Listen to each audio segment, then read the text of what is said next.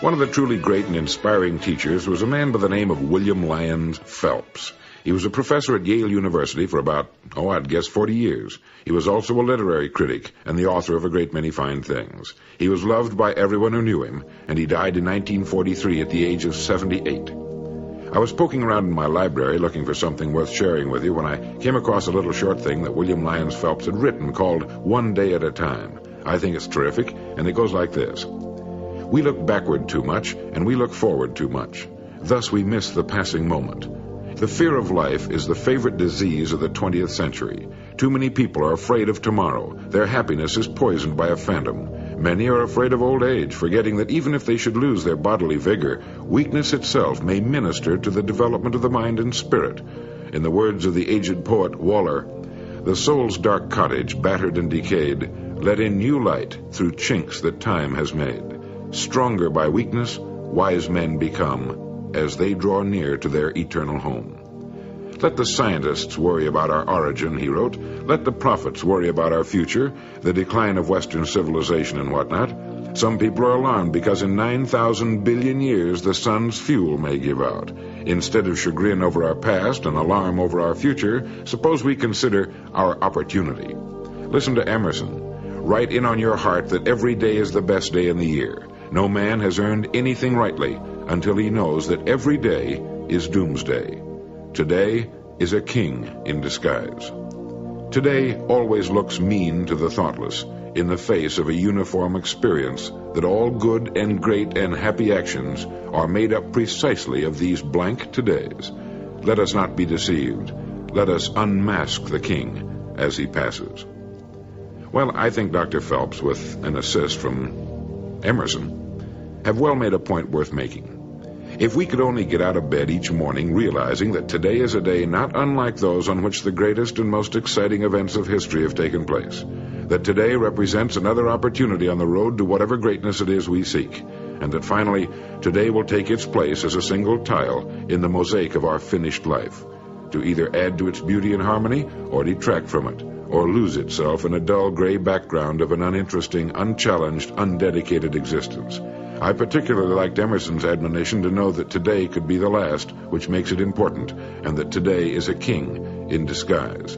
Let us not be deceived. Let us unmask the king as he passes. And above all, don't be frightened about tomorrow, but concern yourself with the eternal present. A man named Richmond wrote, "There is a time to be born and a time to die," says Solomon, and it's the memento of a truly wise man. But there is an interval between these two times of infinite importance. Among the writings of Henry David Thoreau, I came across this statement. Many an object is not seen, though it falls within the range of our visual ray, because it does not come within the range of our intellectual ray. In other words, there are many things that exist in our world that we don't see because we're not looking for them or perhaps even capable of looking for them. So in the largest sense, the world we see is only the world we look for. Show two people the same picture and each will see a different scene. Each will extract from what he sees that which he happens to be predisposed to look for. Different people looking out of a train window as they pass through the outskirts of a city will see the same thing from entirely different viewpoints. One will see a depressing, run-down neighborhood. Another will see an ideal plant site. Still another might see a marvelous opportunity for real estate development. The passing scene might give someone else an idea for a story or a song or a poem. Another, his face buried in a magazine, will see nothing. The world presents to each of us every day that which we seek. There's not a neighborhood or area that doesn't offer abundant opportunity to every person there. That opportunity is limited only by the viewpoint of the inhabitant. Some years ago, a Wisconsin farmer was stricken with polio and left paralyzed in an iron lung. Flat on his back, unable to farm his land, he was forced to push back his intellectual horizon. He was forced to think creatively, to take mental inventory of his assets and liabilities. Without moving from his bed, he built one of the country's largest and most successful meatpacking companies. Unable to use his hands and feet, he was forced to use his most precious, his most priceless possession, his mind, and he found his farm contained all the riches he and his family would ever need. Where before there was only a farm, now there are great packing plants employing thousands. I'm sure that when his friends and neighbors learned of his affliction, they wondered how he would manage to operate his farm and care for his family. He simply looked at the farm with new eyes. He saw what he had failed to see before, even though nothing had changed except his own mobility. Every one of us lives in a kind of iron lung of his own fashioning. Each one of us has opportunities just as great as that Wisconsin farmer's.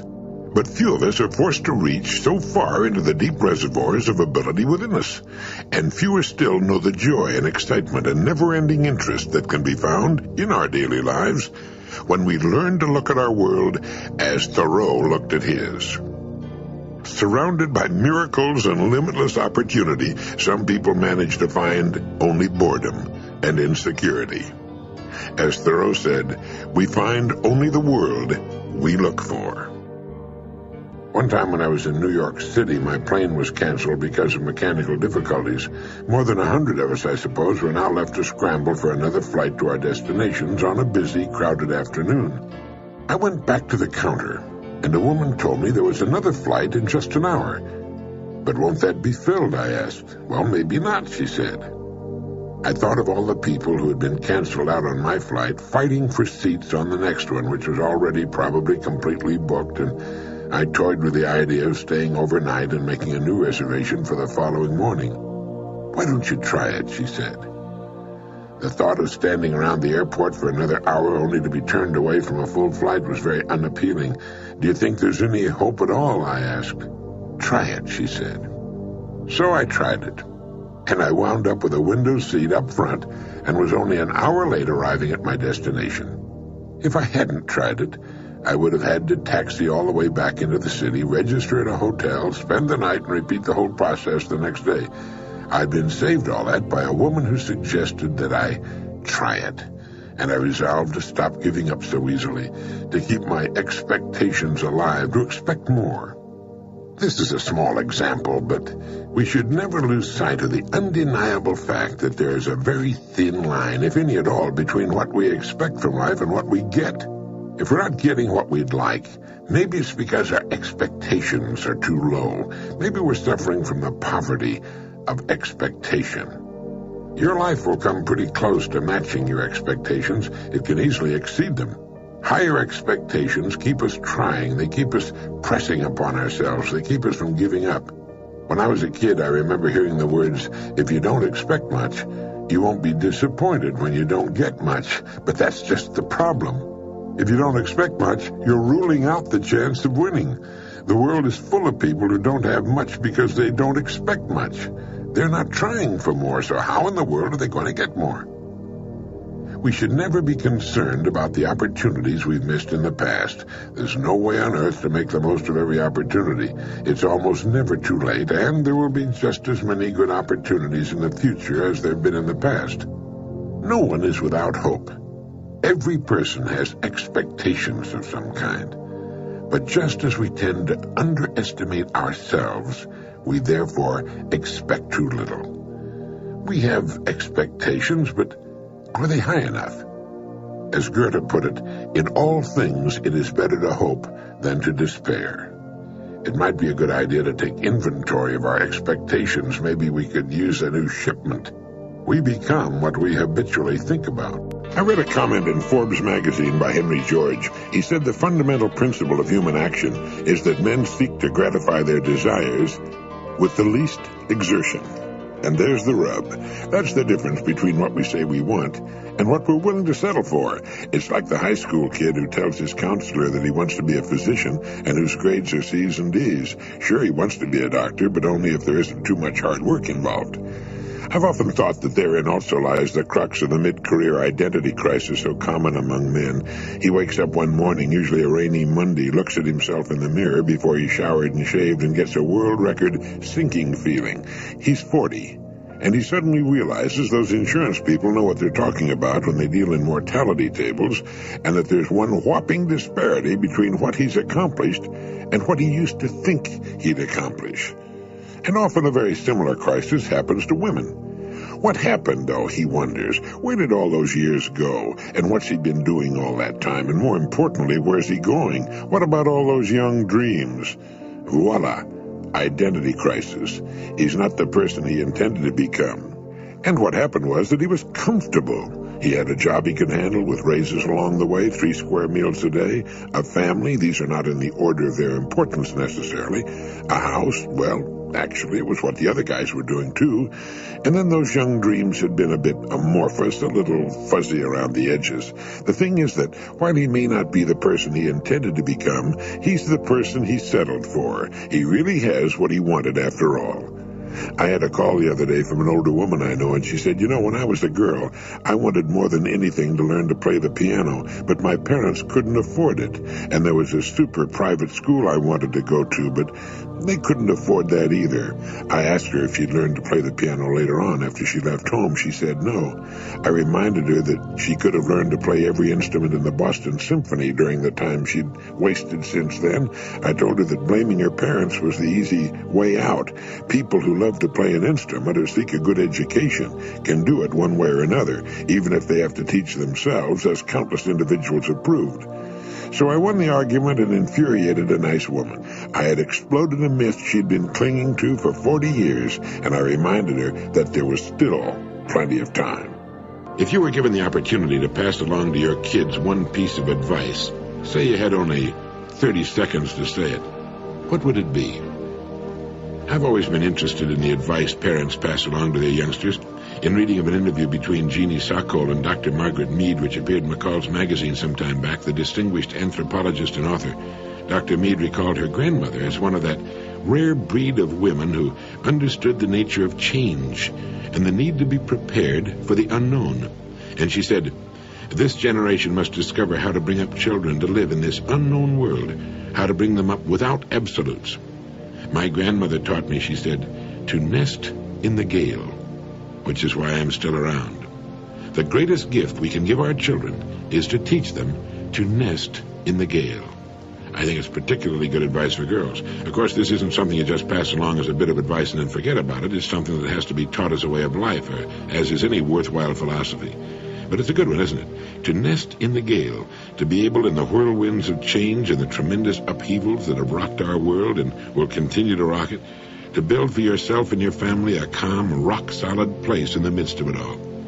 Like the seabirds that nest high in the storm-battered cliffs, to be able to have so secure a basic foundation that the storms can be weathered, and the young can fly out at last to build their own nests when the time comes.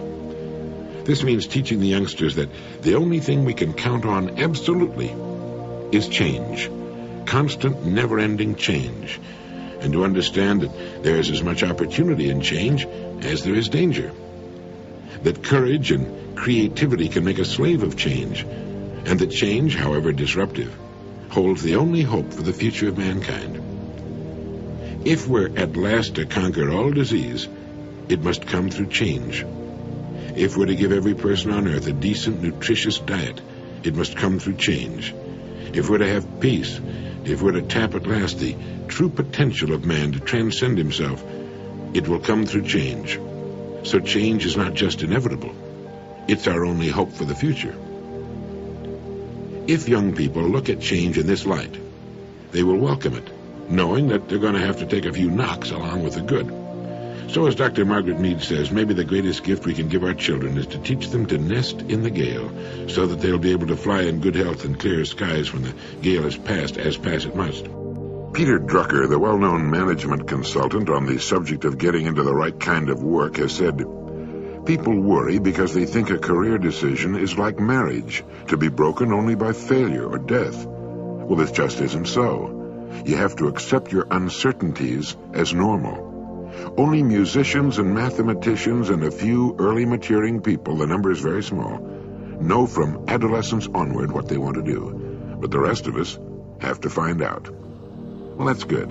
In the world of today, there are so many interesting opportunities, it's quite difficult for most people to make a perfect decision the first time. Perfect or not, it seems that most people largely do look upon their work as they might look upon marriage, as a permanent thing. If it's not what a person happens to like, well, he often thinks that's just too bad. He's stuck with it. Well, not so, not anymore. I read somewhere recently that one of the tragedies of our educational system is that it often steers young men into the more acceptable or better-known fields simply because it's easier to get them to conform to the curriculum than for the school to branch out into less popular studies. Thus, the young man who dreams of being an oceanographer or expert on pollution winds up being a lawyer or a CPA. But be that as it may, the person who dreams of more interesting, more challenging, and perhaps more rewarding work should ask himself quite seriously, and I don't mean more rewarding than being a CPA or a lawyer, that can be as rewarding as anything else, but he should ask himself quite seriously what it is that prevents him from fulfilling his dream. No matter what field a person chooses, there's always room. People in that field are getting older, they're moving up and out, they're retiring.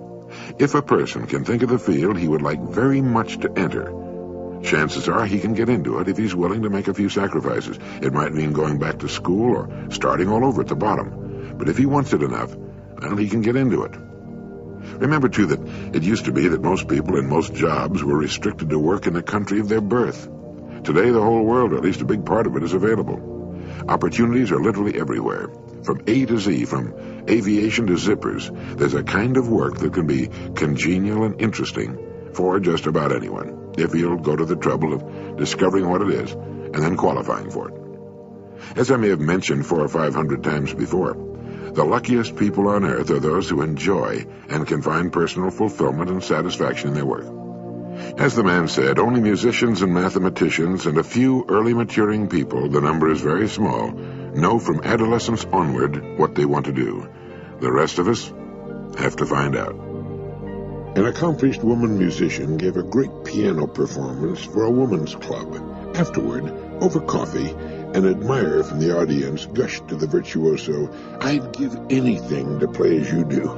Whereupon the woman who'd given the concert took a sip of her coffee and fixed the red-faced, slightly perspiring matron with a cold gaze, and she said, "Oh, no, you wouldn't." Well, a hush fell over the group. Coffee cups stopped on their ways to and from the saucer, and the culprit twitched in sudden embarrassment. Looking about as she repeated, but in a softer voice, her original statement, "I would, too, give anything to play the piano as you do." The virtuoso continued to sip her coffee and shake her head. "No, you wouldn't," she repeated. "If you would, you could play as well. Possibly better, possibly a little worse than I do. You'd give anything to play as I do, except time, except the one thing it takes to accomplish the fact. You wouldn't sit and practice, hour after hour, day after day, year after year." Then she flashed a warm smile. "Understand," she said, "I'm not criticizing you. I'm just telling you that when you say you'd give anything to play as I do, you really don't mean it. You really don't mean it at all." In the pause that followed, a napkin falling to the thick rug would have rattled the windows. The women looked at each other and then back at their coffee cups. They realized that this woman had spoken the truth. They would like to have her talent now, fully matured and developed, but as for putting in the 20 years of work that went into the fashioning of it, no, that was a different matter. Soon the light conversation was resumed, and the incident was glossed over, but not forgotten. People are forever saying, "Oh, I'd give anything," but the fact remains that they don't. They give very little, often nothing, to do the things they say they'd give anything to do. The actor who envies the pinnacles reached by the stars, the small business person, the homemaker, the student, the golfer, the professional person, the aspiring writer, the painter, across the entire spectrum of achievement, the stars are those who have simply given their dedication, their singleness of purpose, their days and nights, weeks and months and years, and when the harvest they have so painstakingly sown and nurtured for so long begins to be reaped, there are others with the same time, the same opportunity, the same freedom, who come up to say, "I'd give anything to be able to do what you're doing, to have the things you have." But as the pianist said, "I'm just telling you that when you say you'd give anything to play as I do, you really don't mean it. You really don't mean it at all. Each of us has the time and the opportunity. If we say we haven't, we're trying to kid ourselves. Everybody ought to become great at something. What is it that you'd give anything to become?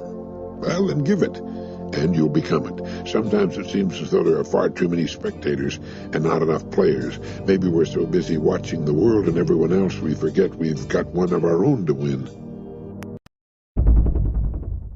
In an early direct line, we talked about the dilemma faced by most human beings in our kind of society, which is the matter of making decisions. We've learned that ours is the only species on Earth whose natural state is one of disorientation, and therefore each of us must create his own world, even if the creation of our world consists of nothing more than playing copycat, closing our eyes and ears and just blindly following the person in front of us, hoping that somehow he or the person he's following knows where he's going and that when we get there, we'll both like it. We like to think that we're intelligent and perhaps even bold decision-makers, but the facts seem to indicate that we're not, and that we use all kinds of dodges to keep from making decisions.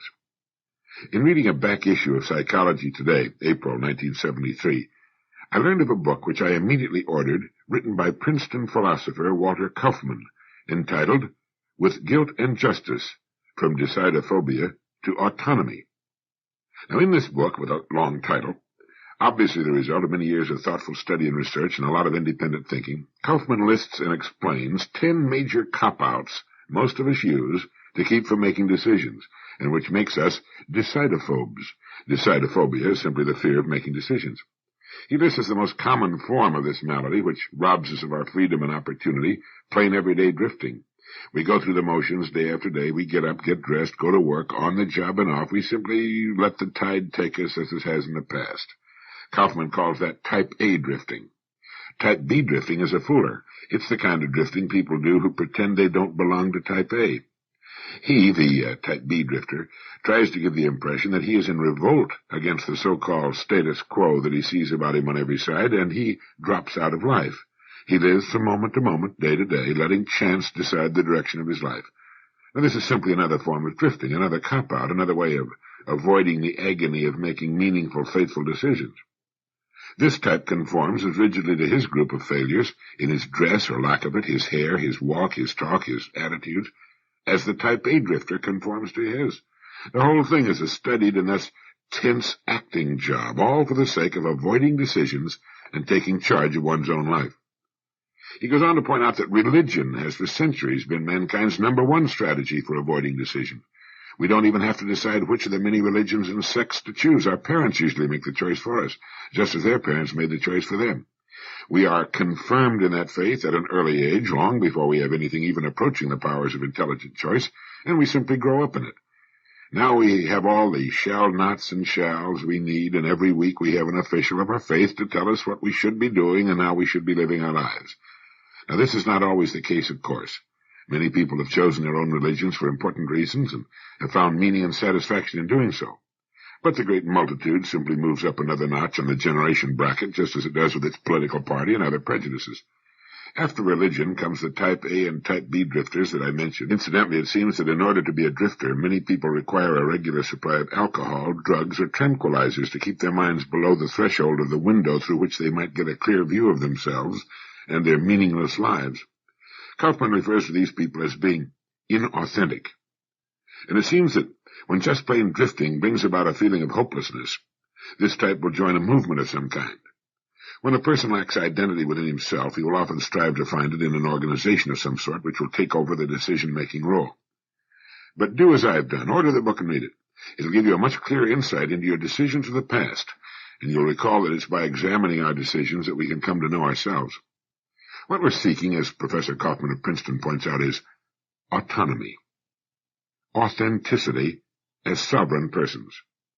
An autonomous person avoids all 10 strategies. He does not treat his own conclusions and decisions as authoritative or necessarily best, but chooses with his eyes open and then keeps them open, Kaufmann says. He has the courage to admit that he may be wrong, even about matters of the greatest importance. He objects to the 10 strategies in the book, not on account of their supposed psychological origins, but because they preclude uninhibited self-criticism. Now, there are some well-known people who've resisted all 10 strategies and lived autonomous lives. The most outstanding examples from the long history of Western philosophy are Socrates and Nietzsche. And Kaufmann cites as a perfect modern example of the completely autonomous person, one who exhibits the most awesome courage, Alexander Solzhenitsyn. Rarely has it been so difficult for any man to stand alone, utterly alone, without any prop of any kind. His great books, The First Circle, Cancer Ward, Solzhenitsyn, a documentary record in August 1914, show how he succeeded in resisting all 10 temptations, making one fateful decision after another against seemingly insuperable odds. His life is autonomy in action, I have read Solzhenitsyn's books, and I consider them to be among the most important in my library, and I recommend them to you. How does one go about making decisions on his own, decisions calculated to bring him face to face with the best possible life for him? He goes by his gut feelings. He listens to the voice within, and he knows Thoreau was right when he said, if one advances confidently in the direction of his dreams and endeavors to live the life which he has imagined, he will meet with a success unexpected in common hours. It's the decision to live my life, not necessarily the lives of those I see about me. In Man and People, Ortega says that each one of us is always in danger of not being the unique and untransferable self which he is. The majority of men, he wrote, perpetually betray this self which is waiting to be. And to tell the whole truth, our personal individuality is a personage which is never completely realized, a stimulating utopia, a secret legend which each of us guards in the depths of his heart. It is thoroughly comprehensible that Pindar summarizes his heroic ethics in the well-known imperative, become what you are. Become what you are. That perhaps sums it up best, and this kind of thinking runs counter to the kindergarten philosophy of most people that the purpose of life is to be happy. Happiness is to life what a paint job is to a product. It's the glistening veneer and nothing more. What counts is the product itself, its quality, the depth, the truth of its design and purpose. My good friend Norman Guest of the Dartnell Company reminded me of a quotation from Alex Month's novel, The Story of San Michel. It was published back in 1929 and was the book that started the vogue and success of the many doctor books, movies, soap operas, and television programs since. But in it there appears this line: a man can stand a lot as long as he can stand himself. He can live without hope, without books, without friends, without music, as long as he can listen to his own thoughts. As long as he can listen to his own thoughts. And it's on those thoughts that we should act. There is often pain in that, the birth pains of new birth, and perhaps an occasional sensation of falling, of being unsupported. It means not sitting and wallowing in our old beliefs, but moving out of them into new, fresh territory. It means asking the question, am I living by my standards, or by the standards of those about me? And are they living by their own standards, or the standards of those about them? It's possible that we've all been wrong. Soren Kierkegaard wrote, the greatest danger, that of losing one's own self, may pass off quietly as if it were nothing. Every other loss, that of an arm, a leg, $5, and so forth, is sure to be noticed. That was written more than 100 years ago. The whole idea is to become a winner as opposed to becoming a loser. But just who is a winner, and what do we mean by losing? There's a marvelous little paperback titled Born to Win by James and Jungwirth, former students of Dr. Eric Byrne of transactional analysis fame. You probably read his book, Games People Play. But they've got a very good definition of what we mean by winners and losers. They point out that each human being is born as something new, something that never existed before. He's born with what he needs to win at life. Each person in his own way can see, hear, touch, taste, and think for himself. Each has his own unique potentials, his capabilities and limitations. Each can be a significant, thinking, aware, and creatively productive person in his own right, a winner. When we refer to a person as a winner, we do not mean one who beats the other guy by winning over him and making him lose. To us, a winner is one who responds authentically by being credible, trustworthy, responsive, and genuine, both as an individual and as a member of society, they write. A loser is one who fails to respond authentically. Few people are 100% winners or 100% losers. It's a matter of degree. However, once a person is on the road to being a winner, his chances are greater for becoming even more so. Winners have different potentials. Achievement is not the most important thing. Authenticity is. The authentic person experiences the reality of himself by knowing himself, being himself, and becoming a credible, responsive person. He actualizes his own unprecedented uniqueness and appreciates the uniqueness of others. They go on to write, he does not dedicate his life to a concept of what he imagines he should be. Rather, he is himself. And as such, he does not use his energy putting on a performance, maintaining pretense, and manipulating others into his games. A winner can reveal himself, instead of projecting images that please, provoke, or entice others. He's aware that there's a difference between being loving and acting loving, between being stupid and acting stupid, between being knowledgeable and acting knowledgeable. He does not need to hide behind a mask. He throws off unrealistic self-images of inferiority or superiority. Autonomy does not frighten a winner. Autonomy does not frighten a winner. It does not frighten a Solzhenitsyn, a Socrates.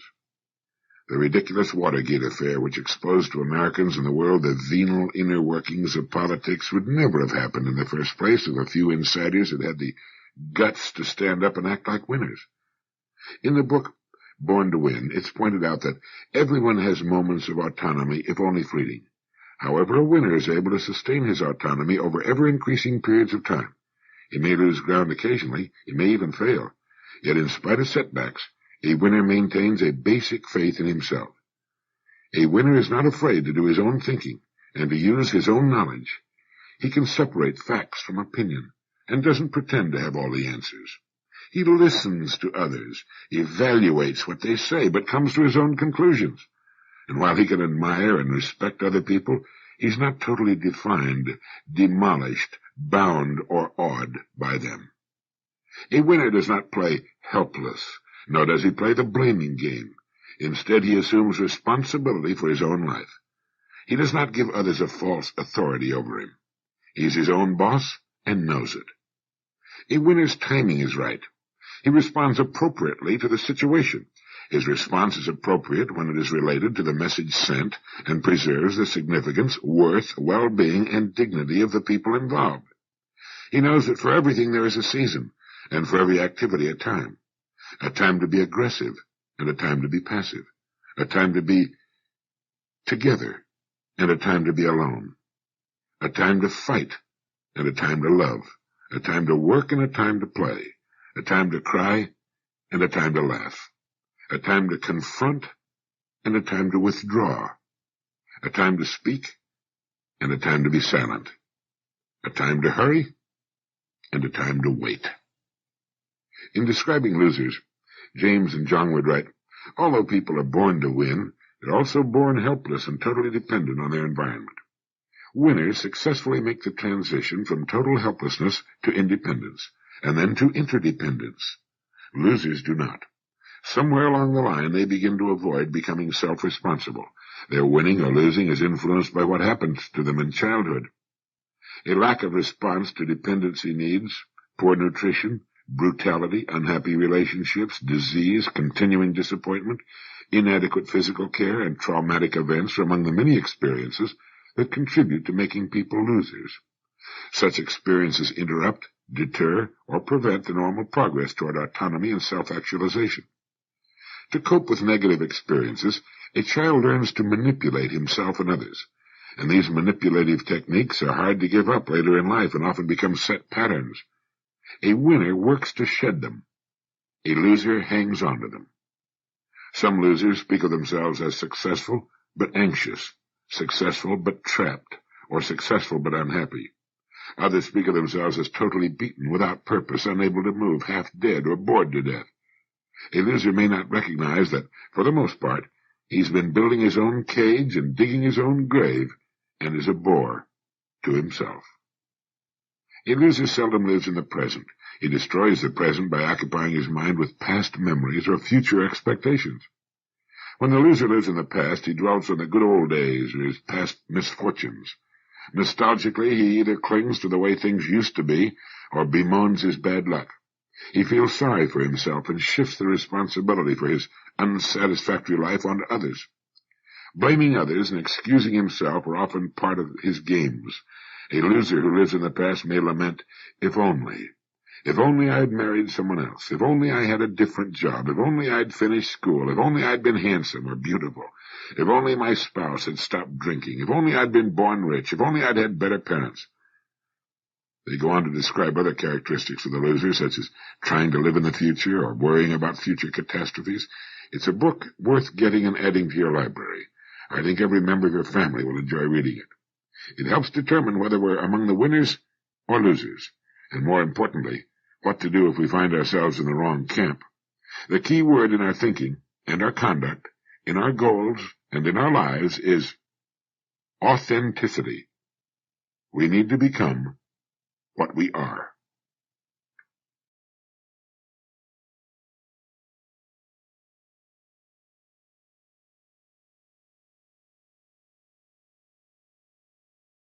I spent nearly 20 years looking for the secret to achievement.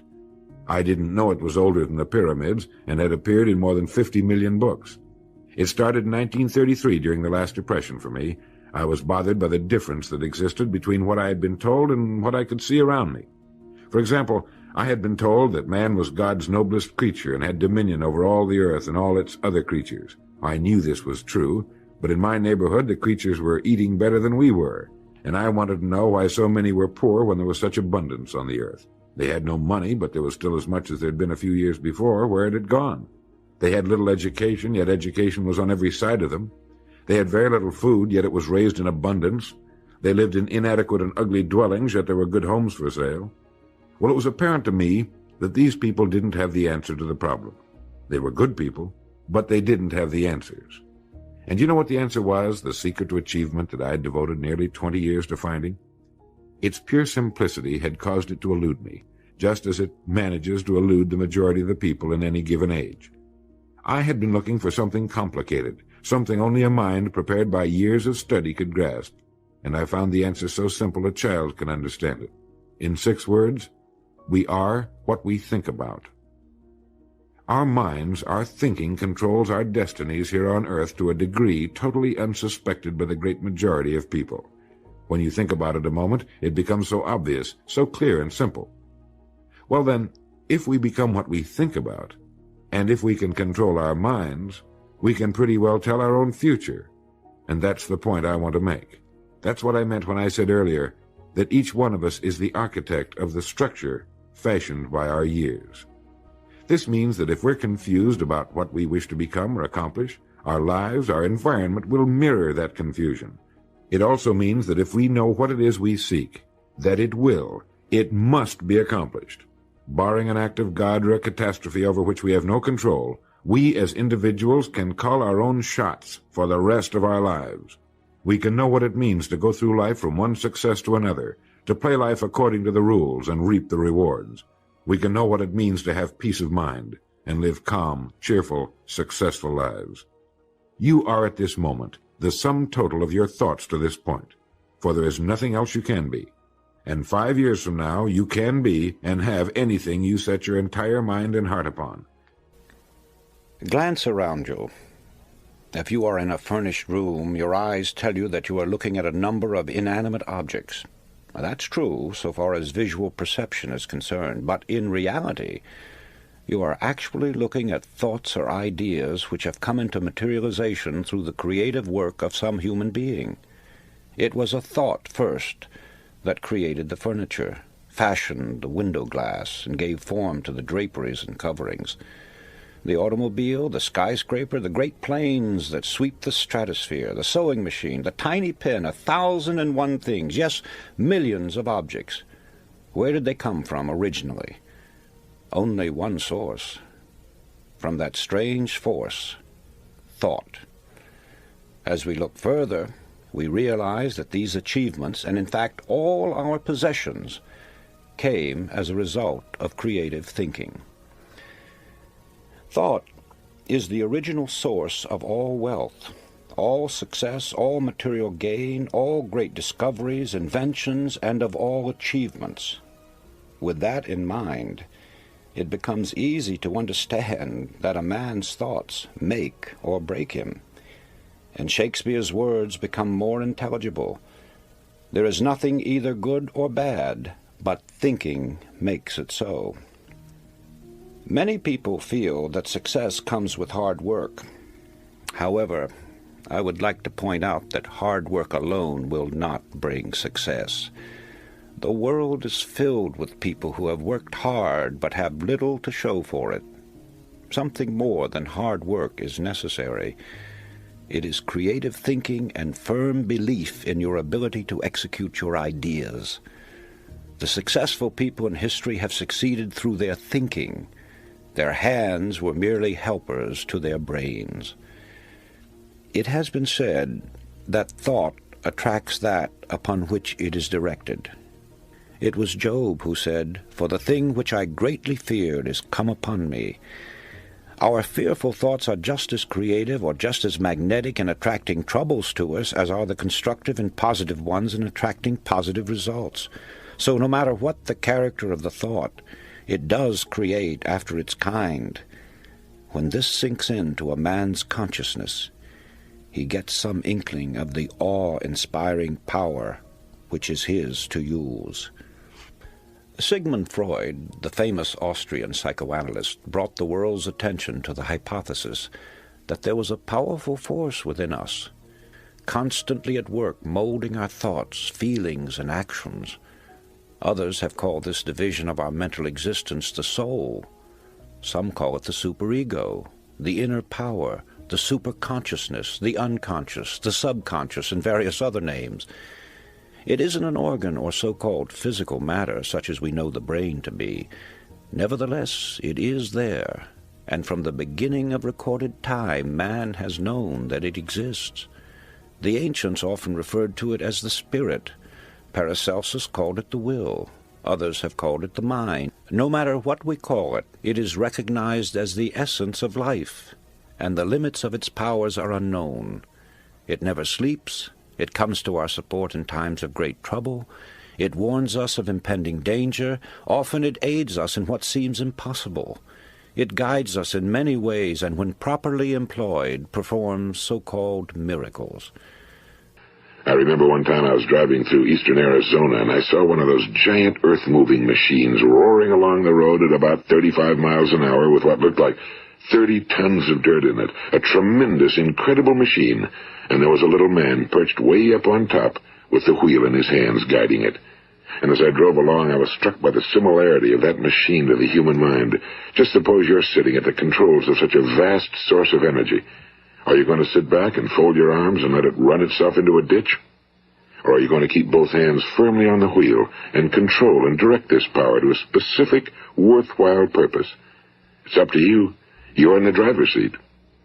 Some of our important contemporary philosophers tell us that man today is entering a new era, one they call the Age of Unity. They say that now, for the first time, the barriers between thought and actuality are beginning to disappear. For the past 2,000 or 3,000 years, great philosophers and teachers have been showing their fellow humans how life on this small planet Earth could be improved. But during most of this period, man's control of his environment has been very limited. Today, this is no longer true. If man thinks he might like to unmake the atom, he does.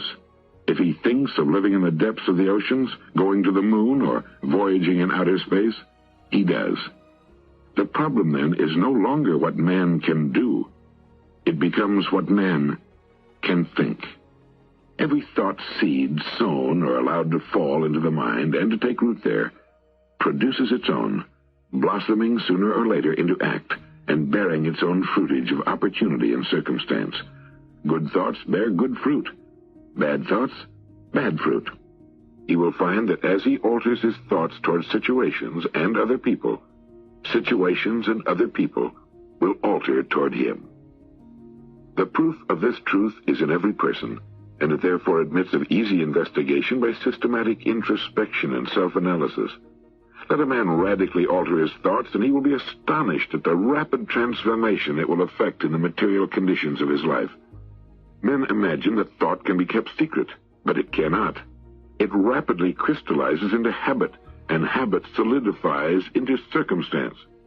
Thoughts of fear, doubt, and indecision crystallize into weak, unmanly, and irresolute habits, which solidify into circumstances of failure, indigence, and slavish dependence.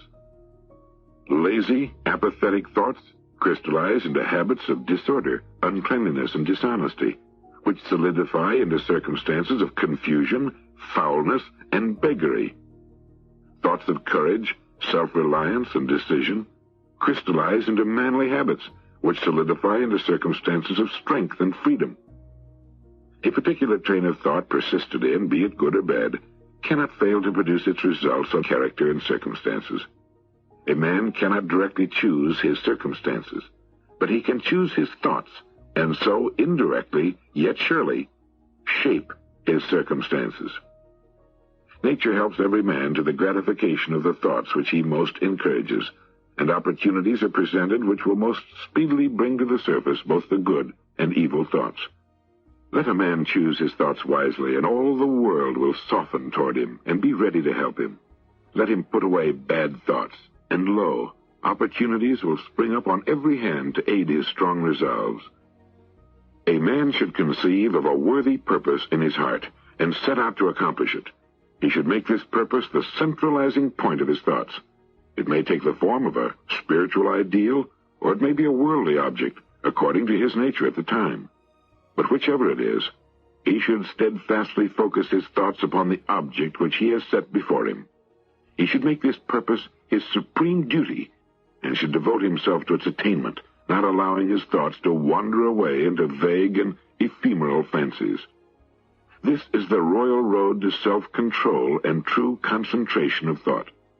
Even if he fails again and again to accomplish his purpose, as he necessarily must until weakness is overcome, the strength of character he earns will be the measure of his true success, and this will form a new starting point for future power and triumph.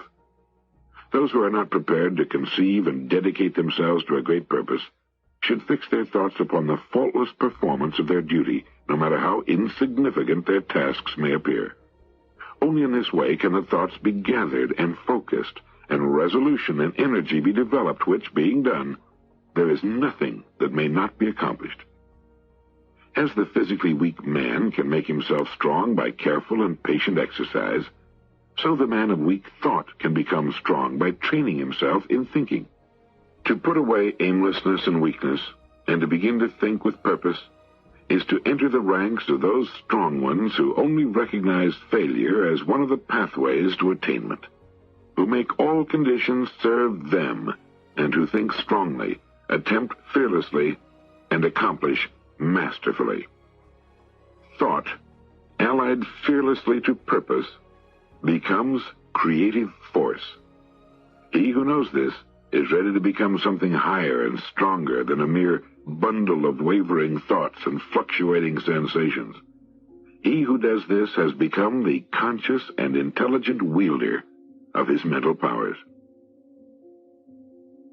All that a man achieves and all that he fails to achieve is the direct result of his own thoughts.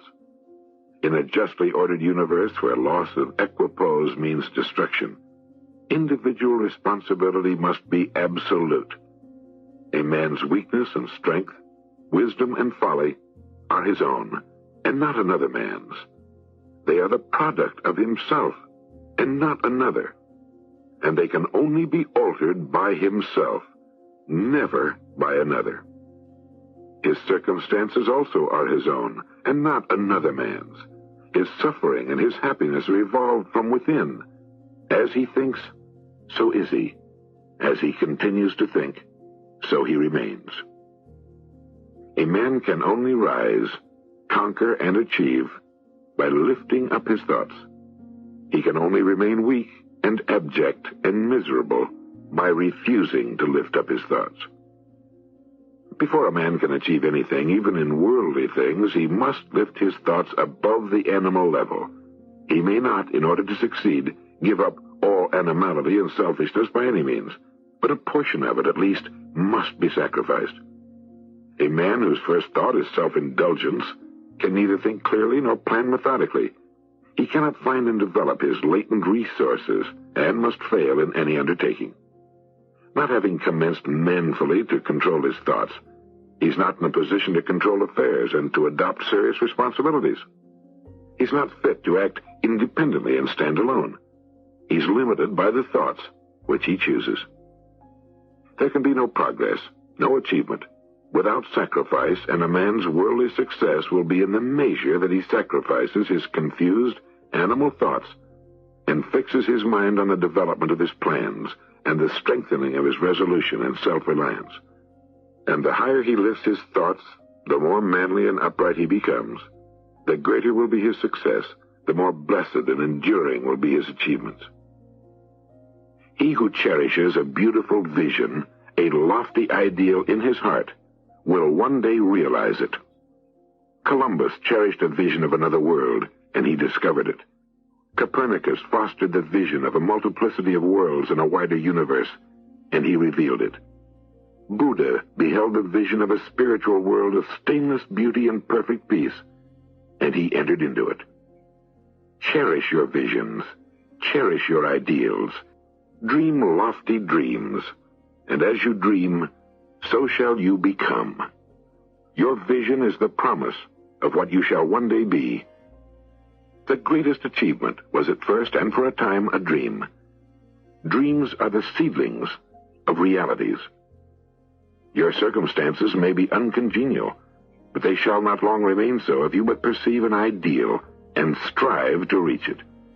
You cannot travel within and stand still without.